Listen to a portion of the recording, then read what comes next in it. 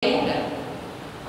Kalau wajib nggak mau ngerjain dosa, nyepelein kafir, nyepelein kafir. Tapi kalau sunnah nggak ngerjain nggak dosa, nyepelein jadi dosa. Sama halnya di dosa yang kecil katanya, dosa kecil itu menjadi besar kapan? Ketika dosa yang kecil itu diremehin. Ada nyolong rambutan sambil jalan tibang satu biji itu kan dosa kecil, ya tibang pentil lagi belum tentu manis itu rambutan, tapi itu dosa, ya. Tapi kalau tibang satu, tibangnya ini yang bikin gede ini tibangnya ini, ya subhanallah. Saya pernah sampai gosok itu masih ingat Pak ya? Gosok itu make milik orang lain tanpa izin, itu gosok namanya. Itu sifatnya dosa. Misalnya minjem sendal, tibang ke depan nih, di depan masjid kan ada banyak sendal kita pakai, nggak izin, itu kita balikin lagi itu dosa. Kita balikin lagi itu sendal, itu tetap berdosa. Gosok. Allah Subhanahu wa Ta'ala. Apalagi nggak dibalikin. Itulah maling namanya. Ya, dibalikin aja dosa. Lah nggak dibalikin makin parah. Nggak dibalikin itu dosa kecil. Tapi kalau kita bilang tibang begini, dosanya kecil. Gara-gara tibang yang itu yang bikin besar. Jadi sunnah itu ya memang nggak ada persoalan ninggalin sunnah. Tapi nyepelin sunnah yang bisa menyebabkan dosa. Ya orang yang nyepelin kan ada Nabi. Man ahya sunnati faqad ahabbani wa man ahabbani kana ma'i fil jannah. Man ahya sunnati, siapa yang menghidupkan sunnahku berarti orang itu cinta terhadapku. Ya.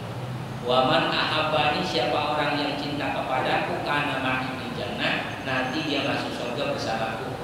Nanti dia masuk surga bersamaku kata. Nah, hadirin yang dirahmati Allah Subhanahu wa Ta'ala, artinya orang yang sunnah berarti dia mencintai Nabi. Orang yang meremehkan sunnah secara tidak langsung dia pun meremehkan Rasulullah SAW. Kira-kira jangankan orang yang pada Nabi kan, kita yang nggak mulia-mulia amat kok diri kita, ya bahkan mungkin hina kita ini hina. Ini kita disepelein orang aja kira-kira sewot nggak kira? Sewot kita marah. Padahal mulia kagak kita, pejabat bukan, ya, duitnya jarang punya, urusan banyak, tapi disepelein sewa kita ada, ya, itu masya Allah subhanahu wa ta'ala, masya Allah subhanahu wa ta'ala. Maka bagaimana kemudian kita ketika mengatakan cinta pada Nabi, tapi meremehkan apa yang diajarkan oleh Nabi Sallallahu Alaihi Wasallam, sama halnya kita meremehkan Rasulullah SAW. Karena itu hadirnya terhadap Allah, perkara yang demikian itu artinya menyepelekan kesunahan itu merupakan dosa. Ma'asyiral hadirin yang dirahmati Allah Subhanahu wa Ta'ala.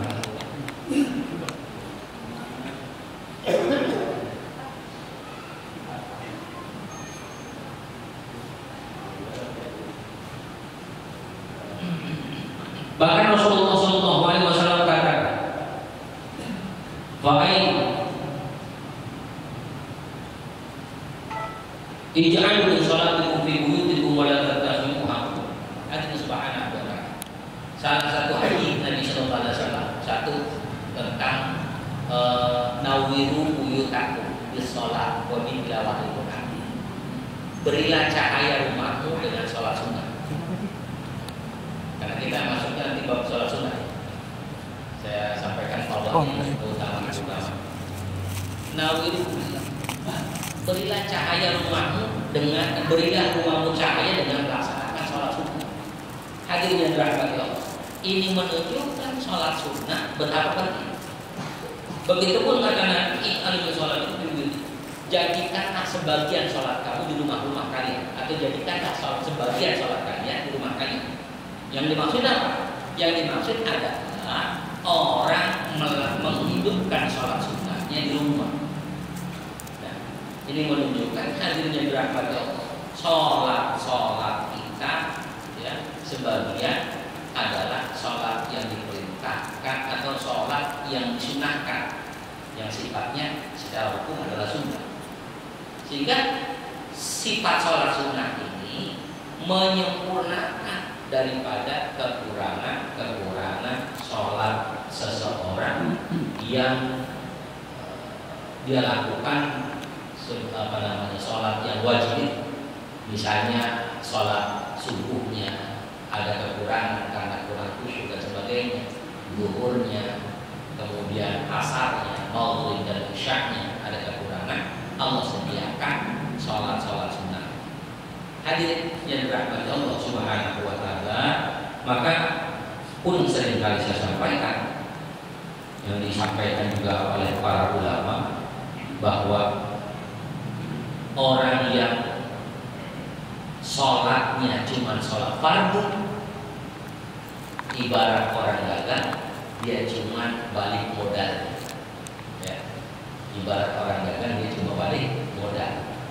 Dan cuman kan sholat fardunya juga kurang khusyuk kan? Ya, persoalan akhirnya kan boro-boro balik modal. Takwa terus tuh sholat.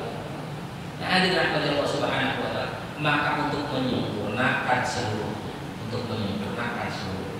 itu dengan melaksanakan sholat sunnah. Hadirin yang dirahmati Allah Subhanahu wa taala, bahkan para ulama mengatakan ketika seseorang nanti dihisab, ditimbang yaumul hisab, ditimbang, dihitung-hitung, kemudian pahala kebaikan berkurang berat, lebih berat keburukannya, maka ditanyakan kepada orang ya, atau diperiksa catatan amalnya. Ini orang pernah melakukan sunnah atau enggak? Ternyata subhanallah dia pernah melakukan sholat sunnah qobliyah. Kapan? Beberapa tahun yang lalu lah, lupa. Bagian juga pernah kapan? Dulu juga. Ya, dia pernah sholat tahajud, pernah sholat sunnah hajat, sama sholat yang lain lah, pokoknya digabung semua. Ya, kapan ini waktu masalahnya lagi banyak? Itu hadirnya abadi Allah SWT. Itu menjadi pemberat daripada timbangan kita yang kurang. Masyaallah hadirin yang dirahmati Allah Subhanahu wa taala. Rasulullah sallallahu alaihi wasallam kita tahu di dalam kisah masyhur. Nabi itu kan kalau sholat malam qiyamul lail, beliau itu sampai bengkak hatinya. Rasulullah bukan kayak Ustaz Lek, artinya katanya orang sini juga bengkak juga, cuman bukan sholat sunnah karena emang udah kasih pada. Ada dalam hati Allah Subhanahu. Ini penting. Sekali waktu kita melakukan kesunahan, masyaallah Subhanahu wa taala, masya Allah, Allah akan berikan pahala yang luar biasa. Satu contoh, salat Idul Fitri. Ya, dalam hadis qudsi ini pada sesama. Kata Allah dalam hadis qudsi, orang yang melaksanakan salat Idul Fitri, salat Id, itu Allah bilang sampaikan kepada orang-orang yang melaksanakan sholat pada waktu ini. Kata Allah, sampaikan kepada mereka sebelum mereka kembali ke rumah mereka, maka sudah aku ampuni dosa-dosa mereka. Kehadiran yang dirahmati Allah Subhanahu wa taala menunjukkan bahwa sholat sunnah itu mampu menutupi kekurangan sholat wajib kita. Apalagi dua rakaat al-fajr, khairun minad dunya wa ma fiha, lebih baik daripada dunia dan isi-isinya. Masya Allah. Hadirin yang dirahmati Allah SWT, lebih baik daripada dunia dan isi-isinya. Kayak apa itu pahala sebesar itu? Masya Allah. Hadirin yang dirahmati Allah SWT. Jadi perkara-perkara sunnah itu masya Allah luar biasa, Allah akan ampuni. Hadirin yang dirahmati Allah Subhanahu wa taala. Bahkan dalam kita tentu ini dikatakan Rasulullah SAW ini bicara sunnah. Zikir itu juga merupakan hal yang sunnah. Kita pokoknya perkara-perkara sunnah mampu untuk kita lakukan. Apa katanya? Orang yang mengucapkan la ilaha illallah, la ilaha illallah, dipanjangin kalimat itu, la ilaha illallah, itu Allah ampuni. Kalau nggak salah 7.000 tahun, kalau nggak salah itu dosanya diampuni 7.000 tahun. Subhanallah. Ya. Terus ditanya malaikat ya Rabb, kalau ternyata orang yang mengucapkan la ilaha illallah itu dosanya nggak sampai 7.000 tahun, terus bagaimana? Kalau memang dia nggak punya dosa sampai 7.000 tahun, berarti dosa keluarganya diampuni. Keluarganya juga nggak punya ternyata dosa sebanyak itu. Tetangga, saudara-saudaranya ada Subhanahu wa taala. Saudaranya juga benar semua. Tetangganya kan semua yang pada mau diampuni. Masya Allah. Itu perkara sunnah. Artinya masyaallah hadirin dirahmati Allah Subhanahu wa taala, hal yang kita membicarakan tentang sunnah itu besar fadilahnya, terutama. Pertanyaannya simpel buat diri. Udah demen belum kita sunnah? Ya, subhanallah. Jangan cuma demen sama selera kita. Ya, maaf. Kita kan zikir kalau lagi pegang tasbih, enggak. Lagi pegang tasbih nih. Kalau lagi megang, kalau enggak. Jadi iman kita masih pakai sebab.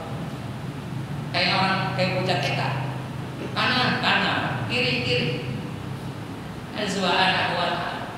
Jadi dalam kondisi apapun, hakikatnya sunnah itu hidup-hidup apapun. Apalagi kalau udah biasa melakukan sholat sunnah, jangan sampai ditinggal. Ya, minimal sehari apa yang kita dapat. Istiqomah itu kan wa'ikol lah katanya. Ya, istiqomah meskipun cuma sedikit keistiqomahan itu. Sebab itu yang jadi apa namanya pamungkas kita itu, walaupun sedikit tapi istiqomahkan itu luar biasa. Hadirin yang dirahmati Allah Subhanahu wa taala, maka tumbuhkan kecintaan kita untuk menghidupkan surga. Tumbuhkan kecintaan kita untuk menghidupkan perkara-perkara yang disunahkan yang dicontohkan Rasulullah SAW. Duha, berapa lama sih duha? Ya, nggak mesti harus baca sholat, nggak mesti baca duha, enggak. Ya, terserah kita hafalnya apa. Bahkan kalau bicara sholat sunnah, saya pernah sampaikan dalam fikih, orang yang melaksanakan sholat sunnah, ya, itu baca satu ayat dalam satu rakaat masih boleh. Bismillahirrahmanirrahim, selesai Al-Fatihah. Bismillahirrahmanirrahim. Wadduha, Allahu Akbar. Tiba wadduha doang yang dibaca, itu masih boleh sholat sunnah. Kalau sholat fardu berapa ayat paling dikit? 3. Sebab Quran paling dikit berapa? 3 ayat. Inna ataina al-kautsar qasal bi rabbika artinya syari'aka. Jadi kalau sholat fardu itu sunnahnya paling sedikit 3 ayat. Kurang dari itu mah. Tapi kalau sholat sunnah boleh 1 rakaat 1 ayat. Bismillahirrahmanirrahim dari wadduha, Allahu Akbar. Dan subhana rabbiyal a'la wa bihamdi, yang kita baca subhana rabbiyal azim wa bihamdi ketika rukuk, enggak mesti 3, afdolnya 3, tapi 1 kan boleh. Bahkan Allahu Akbar enggak baca tasbih masih boleh, sunnah. Sama Allah. Cuman begitu-gitu doang, enggak baca zikir apa. Wajib-wajib doang yang dibaca, itu masih boleh. Cuman pertanyaannya lagi-lagi, udah belum yang model begitu? Kan seringannya itu lagi. Seringannya itu kita belum lakukan. Hadirin yang dirahmati Allah Subhanahu wa taala, berkali-kali kita tahu dengar ya ayyuhalladzina amanu khudhu fi silmi kafah. Hai orang-orang beriman, masuk ke dalam Islam secara keseluruhan. Artinya secara keseluruhan tentu step by step, mahlan-mahlan, antar-antar, pelan-pelan, dikit. Ini enggak kadang-kadang. Orang kalau hijrah itu kadang-kadang yang berubah cuma tampilan. Ya, banyak orang yang hijrah, wah hijrah, orang lihat dia hijrah, udah pakai sarung, pakai baju koko, ya, mabuk mah jalan lebar, ya, cuma bajunya doang beda. Hadirin yang dirahmati Allah Subhanahu Wa Taala, berubah itu, hijrah itu bukan sekedar tampilan, tapi ayo ibadah ditingkatkan itu hijrah. Hijrah itu kan perubahan, bukan kampanye ya. Hijrah itu dengan Subhanahu wa Ta'ala, hijrah itu perubahan yang menjadi lebih baik, itu hijrah. Masyaallah hadirin yang dirahmati Allah Subhanahu wa Ta'ala, tanyakan lagi pada diri, ayo sholat sunnah mana yang sudah kita kerjakan. Masyaallah hadirin yang dirahmati Allah Subhanahu wa Ta'ala.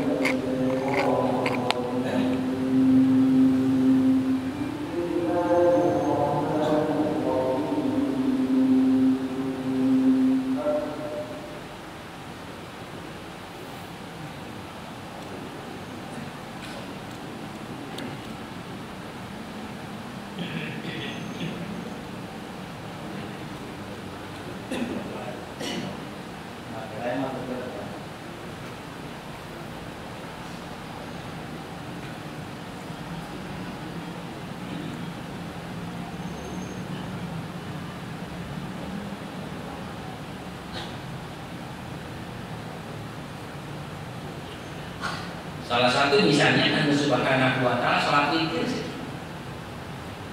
Sholat witir ini kan dikatakan al-witru haqqun wajibun wa man syaa'a an yutira bi thalatin falyutir wa man syaa'a an yutira bi wahidin falyutir. Saking dimudahkannya kata Nabi, kalau memang bisa dilakukan itu 3 rakaat, silakan 3 rakaat, atau sesuai yang dia pengen silakan. Kalau nggak sanggup 3 rakaat pun. Bahkan kalau nggak sanggup pun wahid 1 nggak apa-apa. Ini saking supaya orang yang hidup di sunnah. Ini kan orang masih paham witir itu cuma ada Ramadan doang. Banyak orang pahamnya sholat witir cuma ada di bulan Ramadan. Bulan lain nggak ada sholat witir, cuma ada bulan Ramadan. Padahal hadirnya dirahmati ukuran witir saja yang timbang 1 rakaat itu masya Allah. Timbang 1 rakaat kenapa? Sampai sebegitunya perintah itu timbang atur. Allah tahu bahwa diri kita ini Allah itu maha tahu tentang apa yang kita kerjakan. Bisa jadi subuh kita kurang sempurna, zuhur kita kurang sempurna, zuhur, asar, maghrib, isya kita kurang sempurna. Ditambah lagi bisa jadi ternyata kita bahagia enggak, qabliyah enggak. Tambah lagi apa?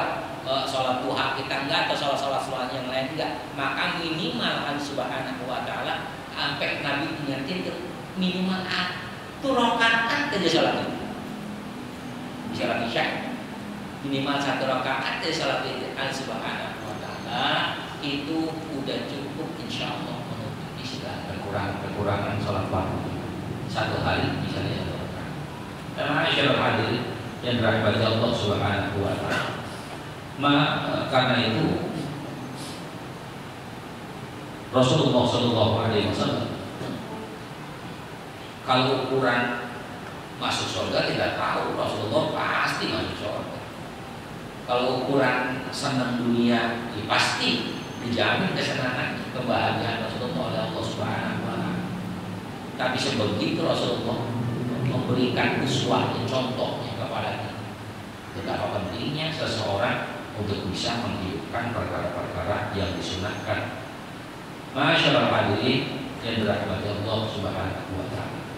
Maka an-nawafil, sholat-sholat sunnah yang paling utama diantaranya ya, adalah sholat-sholat yang beriringan dengan sholat wajib. Rabi'ah bin Malik salah satu sahabat Nabi Sallallahu Alaihi Wasallam. Nah, Rabi'ah ini orang yang kemana-mana ngikutin Nabi. Ya, kemana-mana pokoknya ngikutin Nabi. Bahkan Rabi'ah ini walaupun namanya perempuan tapi laki-laki, ya Rabi'ah ini kalau Nabi mau wudhu itu udah disiapin air wudhu. Rabi'ah Jadi Nabi mau wudhu itu udah disiapin. Dan Nabi kalau mau keluar dari rumahnya itu udah disiapin sendalnya. Jadi Nabi kalau mau keluar rumahnya disiapin sendalnya. Ntar Nabi mau masuk ke rumah, mau ke masjid itu dirapiin sendalnya. Ntar Nabi mau masuk lagi ke rumah Subhanahu wa ta'ala itu diambil lagi sendalnya kemudian dirapiin sama Rabbi Malik sampai Rasulullah itu masuk ke dalam rumah.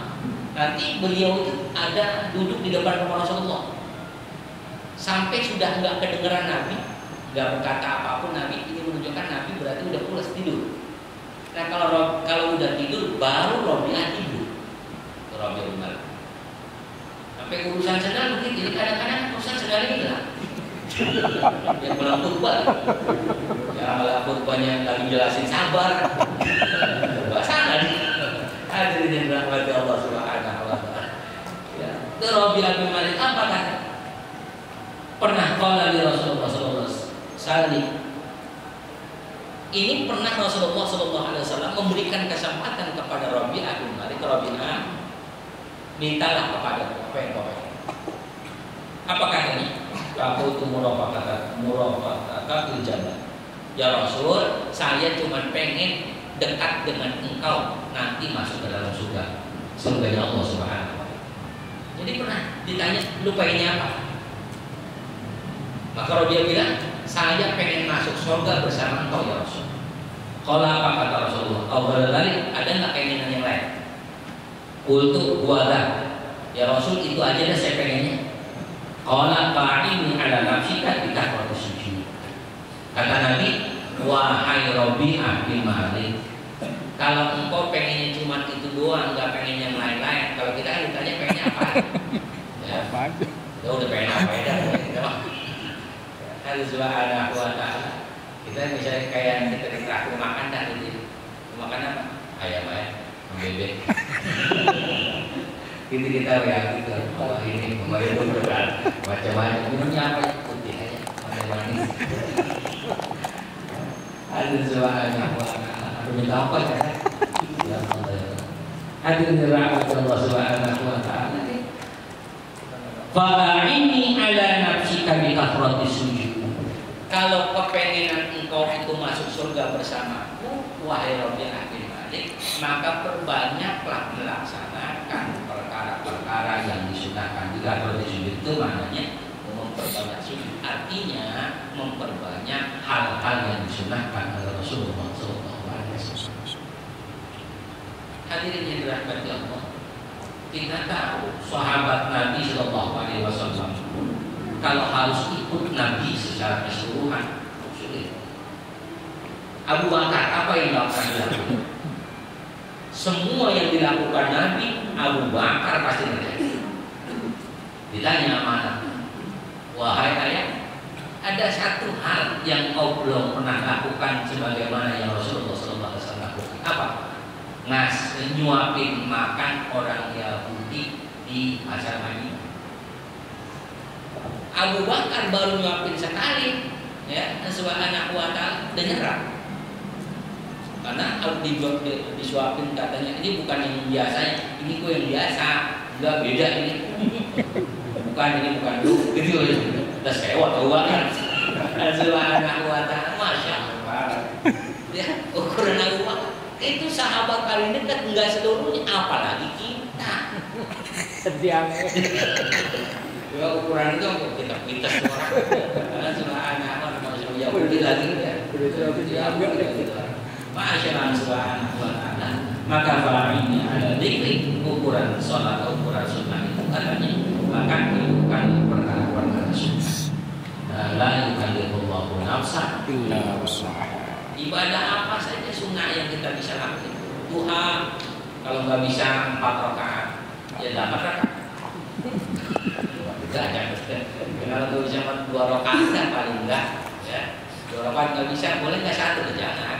Ya, sesuai aturan juga. Dan Subhanahu wa ta'ala mengurangi dari yang berlebihan. Masyaallah hadirin rahmati Allah Subhanahu wa ta'ala.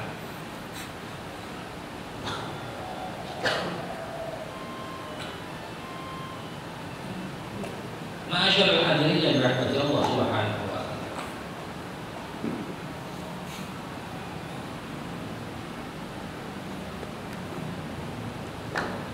Ada hal yang memang hampir Rasulullah SAW tidak pernah meninggalkan, misalnya lam yakun Nabi sallallahu alaihi wasallam ada syai'un min nawafil asyaddu ta'abudan minhu ala rakatil fajr.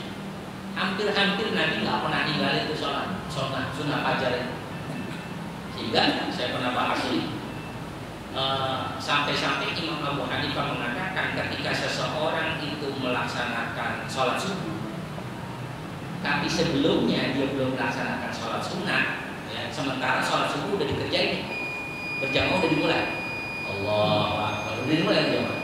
Kata Imam Abu Hanifah, kalau sekiranya nih orang belum melaksanakan sholat sunnah yang 2 rakaat itu, maka boleh dia melaksanakan sholat sunnah. Yang penting diperkirakan, ya, diperkirakan dia selesai sholat sunnah masih dapat sholat berjamaah. Tapi kalau udah salam dia baru sholat sunnah, PA.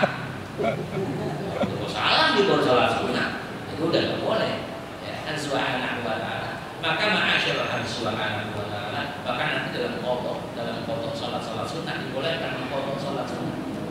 Ya, orang yang nggak sempat lagi ya, kodok itu boleh buat orang-orang yang nggak biasa. Kemudian terjadi sesuatu yang nggak biasa buat dia, maka boleh dia mengkodok. Dia artinya gini, dia biasa melakukan sesuatu, tahu-tahu nggak ngelakuin, kan nggak biasa nggak ngelakuin. Orang biasa yang ngelakuin, ya, nggak biasa ngelakuin, biasa yang ngelakuin tahu-tahu nggak ngelakuin, itu boleh dikodok. Tapi kalau biasanya kodok nggak boleh, ya suruh kodok ya, itu nggak boleh, itu nggak. Ya, sholat tahajud kodok terus. Ya, subhanallah. Yang kodok itu hanya khusus buat orang yang biasa ngelakuin, tapi kemudian dia tinggalin, boleh dia kodok. Masih diterima kodok. Tapi nggak biasa tutup kodok, buat apa? Masyaallah hadirin yang dirahmati Allah Subhanahu wa taala. Nah, ini hal-hal yang berkaitan dengan sholat sunnah. Masyaallah hadirin yang dirahmati Allah Subhanahu wa taala. Man shalla arba'a raka'atin qabla dhuhri wa arba'an ba'daha haramahullahu azza wa jalla 'alan nar. Siapa orang yang melaksanakan sholat 4 rakaat sebelum zuhur wa arba'an ba'daha, kemudian 4 rakaat setelahnya, maka Allah haramkan jasadnya untuk masuk ke dalam nerakanya Allah Subhanahu wa taala. Hadirin, maka ini sholat rawatib ya, kita bahas sebelum 2 rakaat, 4 rakaat sebelum zuhur, 4 rakaat setelahnya. Boleh dilakukan dua-dua, ya, boleh dilakukan dua-dua, boleh dilakukan 4 sekaligus. Lalu mana yang afdal? Yang afdal ya, kalau Imam Syafi'i mengatakan ya dua-dua, 2 rakaat salam, 2 rakaat salam. Cuman kalau kita mau membiasakan, paling enggak 4 dulu. Coba kalau udah salam kita biasanya nggak terus. Ya udah 2 rakaat, kalau itu udah 2 rakaat udah cukup. Kita kan kadang-kadang gampang ngomong begitu. Ya, urusan sholat, sampai urusan sholat kan? Enggak sholat, lagi kurang enak badan. Gitu kita bilang, lagi sakit. Loh, sholat, sakit juga harus sholat. Ya Allah, kita harus sakit. Keduaan sampai sakit. Masyaallah hadirin yang dirahmati Allah Subhanahu wa taala. Namanya ini bab tentang Allah ya, keutamaan sholat-sholat yang disunahkan. Insyaallah di pertemuan yang akan datang apa saja yang disunahkan, sholat sunnah apa saja dan bagaimana kaifiahnya